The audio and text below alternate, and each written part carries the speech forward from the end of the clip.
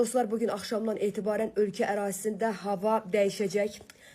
Deməli, hava şəraiti qeyri-sabit olacaq. Külək əsəcək, intensiv leysan yağışları, sel, daşqın gözlənilir, ehtimal var. Xüsusilə Fövqəladə Hallar Nazirliyi vətəndaşlara müraciət edərək təhlükəsizlik qaydalarına əməl etməyi tövsiyə edir. Xüsusilə güclü külək zamanı müvəqqəti tikililərdən, reklam lövhələrindən, elektrik dirəklərindən və hündür ağaclardan uzaq durmaq tövsiyə olunur. İldırım çaxarkən isə elektrik cihazlarını şəbəkədən ayırmaq və açıq havada təhlükəli yerlərdə sığınmamaq tövsiyə olunur. Ona görə də əyninizi qalın geyin, xüsusilə çəkisi 48 kiloqram olanlar, 50 kiloqramdan aşağı olanlar çölə çıxmamaq məsləhətdir, özüm daxil. Çünki virus da yayılıb, özünüzü qoruyun. Bu virus o viruslardan deyil dostlar, çirk insanın gözlərindən çıxır.